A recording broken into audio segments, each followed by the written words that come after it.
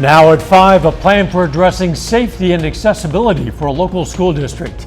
Plus, a warning about a text scam that's targeted some 4-staters. And President Trump announces a plan to determine sweeping new tariffs on U.S. partners. I'm Erica Brown in Washington with his latest executive order. The 4 states' most watched news starts now. Southeast Kansas School District has a plan for addressing safety and accessibility concerns. This is KOAM News at 5. I'm Dow Quick. The Uniontown School District is asking voters to approve an upcoming bond issue.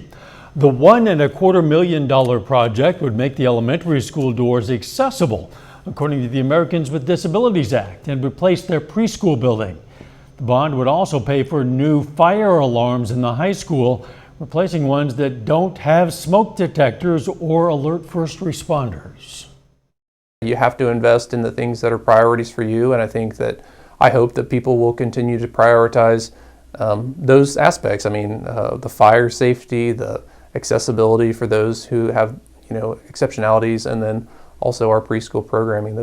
I feel like those are critical.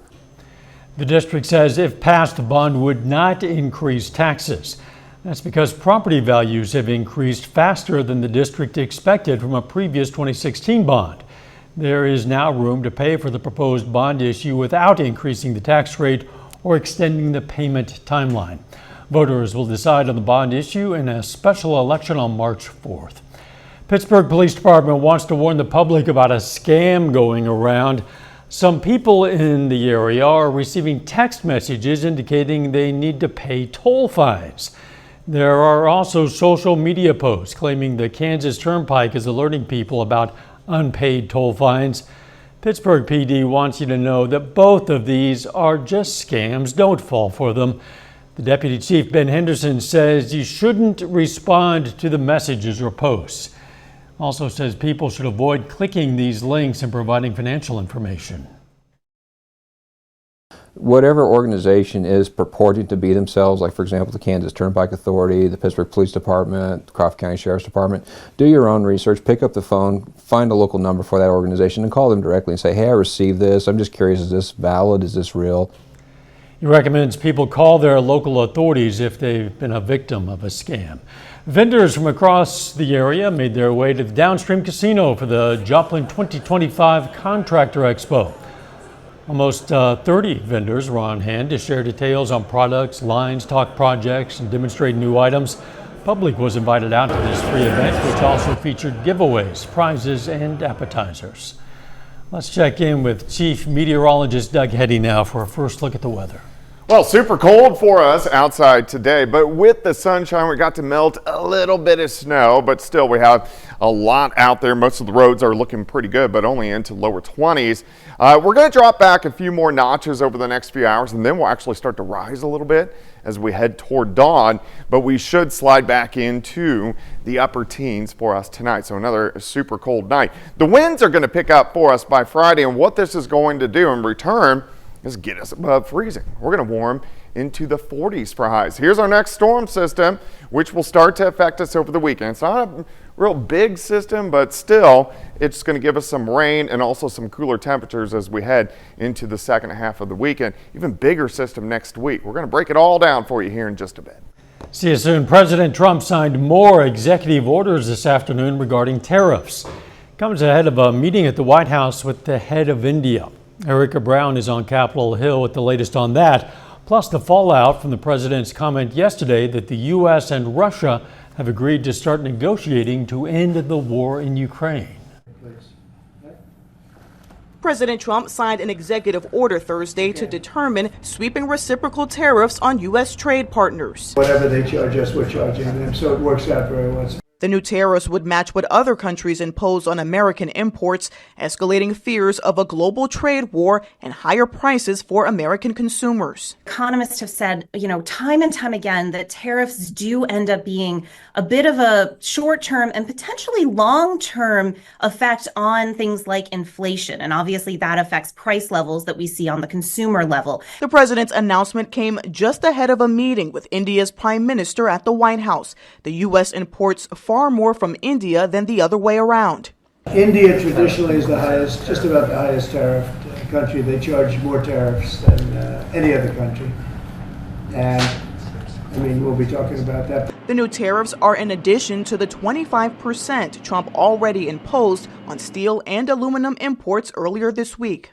President Trump also addressed his comment Wednesday that the U.S. would lead negotiations with Russia to end their war with Ukraine, saying he trusts Russian President Vladimir Putin when it comes to ending the war.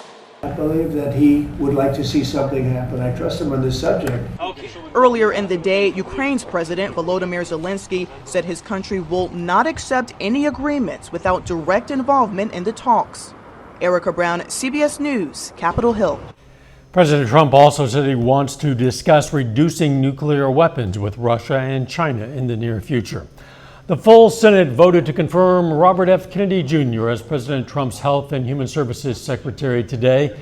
The longtime environmental lawyer and anti-vaccine activist will be at the helm of the HHS department, which includes the Centers for Disease Control and Prevention, the National Institutes of Health, the Centers for Medicare and Medicaid Services, and the Food and Drug Administration. German police say at least 28 people are injured, including children, after a man drove a car into a crowd in Munich in what a top official says appears to be an attack. 2 victims are seriously hurt. Police detained the driver, who's believed to be a native of Afghanistan seeking asylum in Germany. The incident happened 1 mile from the site of the annual Munich Security Conference, where Vice President J.D. Vance arrived today. And a Navy jet crashed very close to downtown San Diego. This video shows the plane in the air before it loses altitude at an alarming speed and slams into San Diego Bay. The pilots are safe. They were picked up by a fishing boat.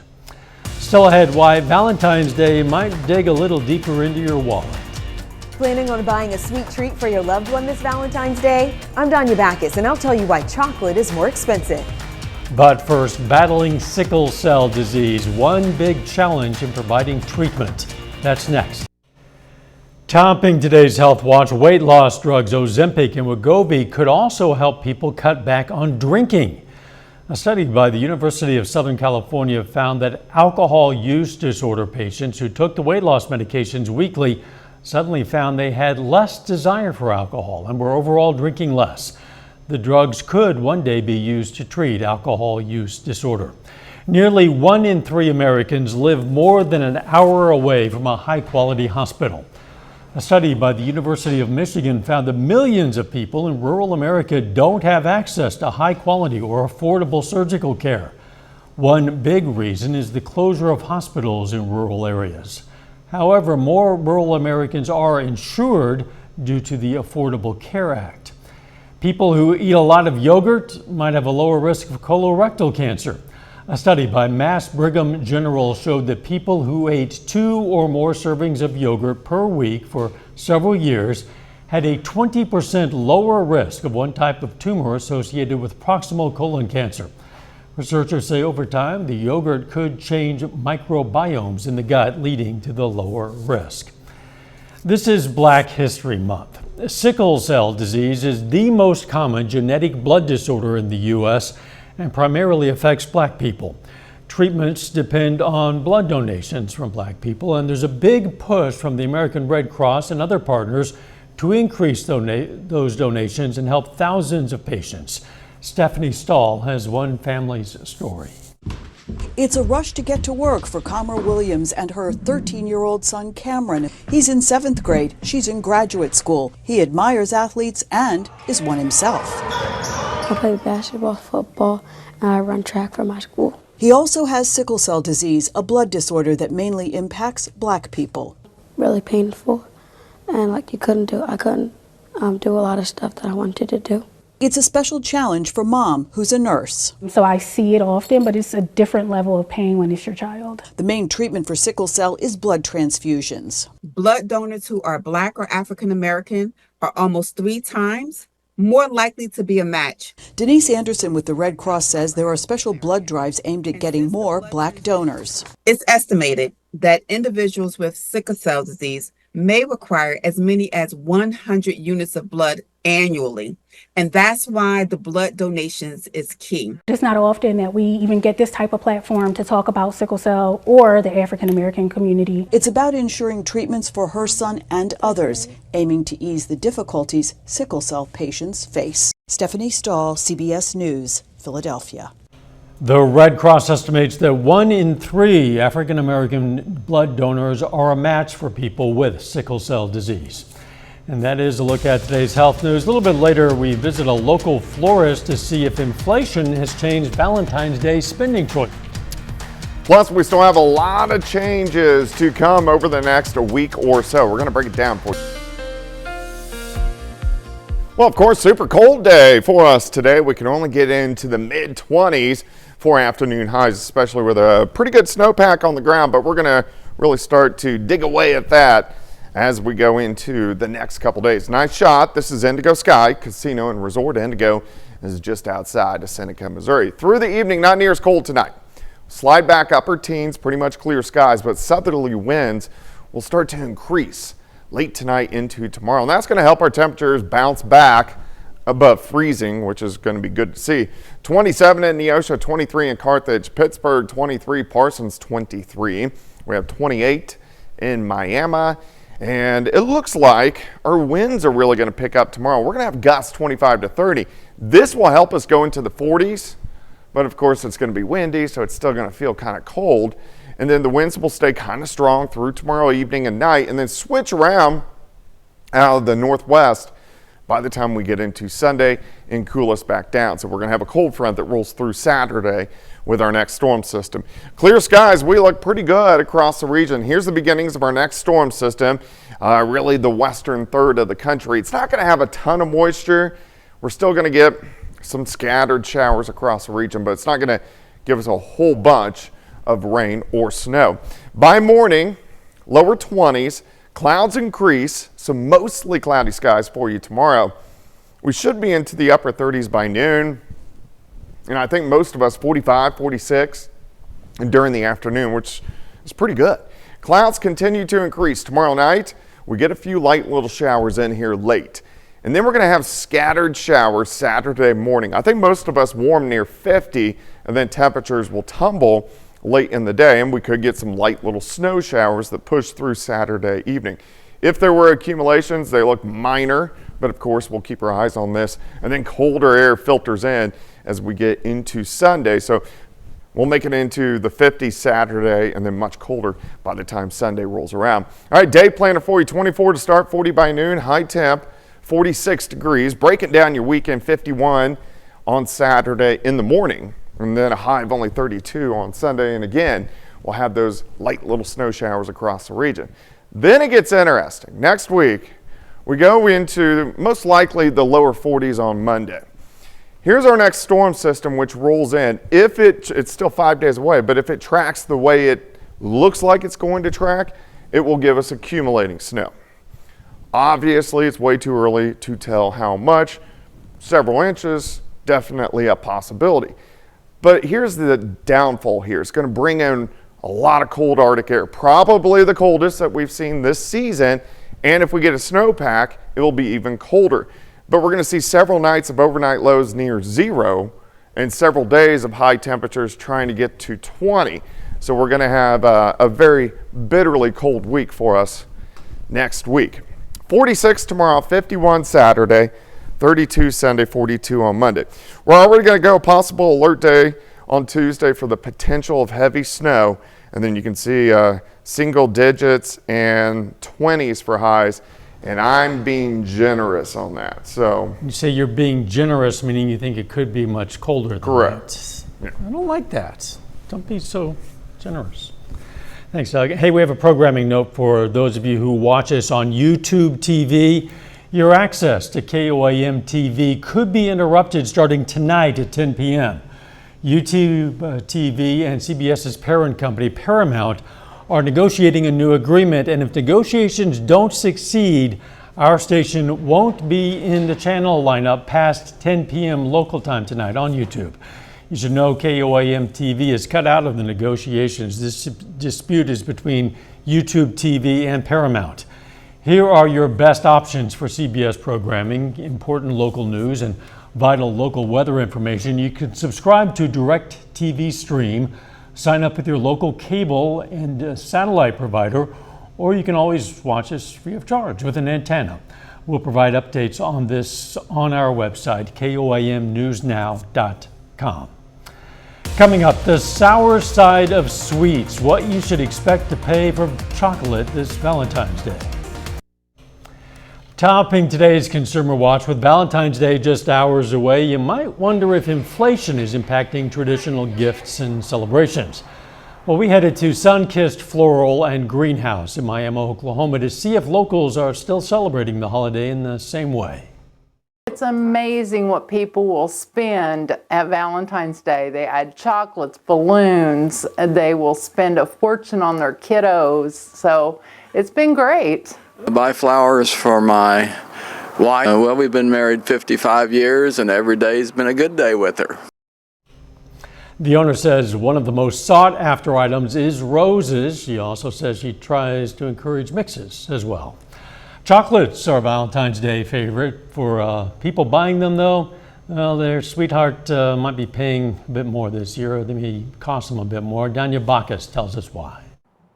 Piety and Desire Chocolate in New Orleans makes sweet treats that incorporate the city's unique flavors, from a king cake chocolate to one that blends the taste of beignets. So this is something you won't find anywhere else, you know, some of our Cajun drinking chocolate. Owner Christopher Noble says creating these delights has become more expensive since prices for the cocoa beans used in his chocolates started skyrocketing. Our sources kind of overnight went up 30-40%. Now some of them are more like 50 to 120%. Chocolate makers everywhere are feeling the pinch. Most of the world's cocoa comes from Africa. A series of bad storms followed by a plant disease led to a massive drop in supplies. We've had production declines globally for the last 3 crop years. David Branch is a Wells Fargo analyst and says cocoa futures have quadrupled since 2022.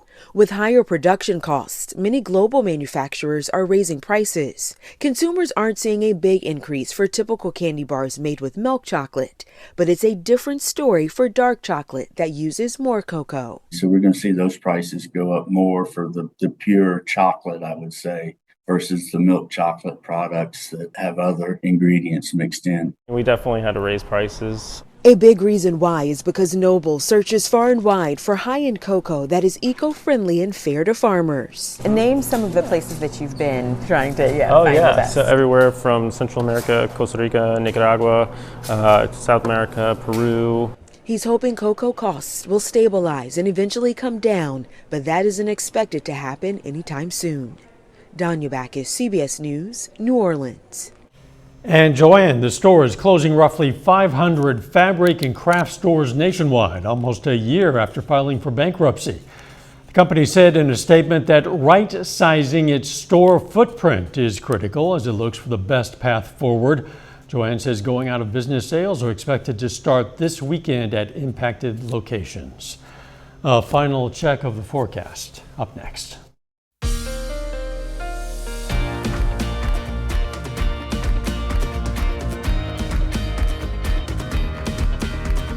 Up next on the CBS Evening News, a return to Dearborn, Michigan, a community that's felt the impact of a war half a world away. Then on KOAM News at 6, we're going to talk with some four-staters about what keeps them coming to the florist shop for Valentine's Day every year. Plus, how some local athletes warmed the hearts of some nursing home residents. And Pitt State and Missouri Southern men and women play road games tonight. We're going to have a preview. Stay with us for the CBS Evening News and then KOAM News at 6. Didn't get warm enough today, but Doug tells me thaw is coming. Yeah, we're going to warm up tomorrow. Now, it's going to be windy, so it's still going to feel pretty cold out there, even though we go into the 40s. 51 Saturday morning, and then we drop during the afternoon. Some showers, maybe a few snow showers during the evening hours. Possible alert day next Tuesday for heavier snow. I don't really want that, but what do you do? Thanks for joining us. The CBS Evening News is next, and of course, we're going to be right back here for KOAM News at 6. We'll see you then. Let's make it a great evening.